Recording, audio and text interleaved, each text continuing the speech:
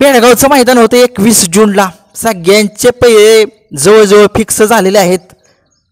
घोटचा सर्जा दाखवून दिले काल मैदानात की तो थांबणार नाही आता, कारण त्याला बैल पूर्ण झालाय. बैल या बैलगाड्या क्षेत्रात एवढा स्पीड तुम्ही बघताय, त्याला खालनं जी वरनपर्यंत खूप स्पीड आहे त्याला.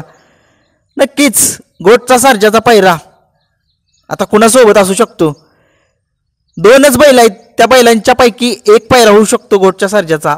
आपल्या सगळ्यांचा लाडका बैल, देव ज्याला म्हणतात, बाकासूर, आणि बिनजोडचा बादशाह ज्याला म्हणतात मथुर.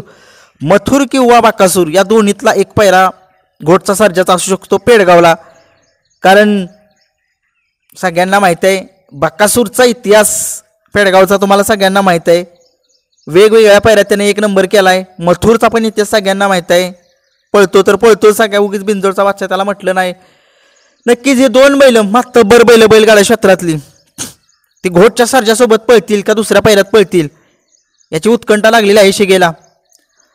परंतु सगळ्यांना वाटतं की बाकासूर आणि घोटचा सर्जा पळेल. परंतु त्यांनी काल मुलाखत पडली त्यांची घोटच्या सर्जाच्या मालकाची. त्यांनी सांगितलं, चिमण्याला विचारलं, चिमण्याच्या मालकांना आणि घोटच्या सर्जाच्या मालकांना, की ही जोडी पळेल का पेडगावला. तर त्यांनी सांगितले नाही पळणार, कारण आम्ही एकाला शब्द दिला एका व्यक्तीला की त्याच्यासोबत घोटचा सर्जा पळणार आहे. नक्कीच घोटचा सर्जा आता कुणासोबत पळतोय, आपला सगळ्यांचा लाडका देव बाकासूर किंवा बिनजोडचा बादशाह मथुर या दोघांच्या सोबत एक असेल पैरा. बघूया बाकासूर सोबत कोणी द्या, त्याला एक नंबर करण्याची ताकद त्या बाकासूर मध्ये आहे. सगळ्यांना माहिती आहे बाकासूर काय चीज आहे. नवीन नवीन बैल घडवतो, नवीन नवीन बैल उजेडात आणतो. आणि घोटचा सर्जाचा बाकासूर आणि मथुर गुरुच आहे.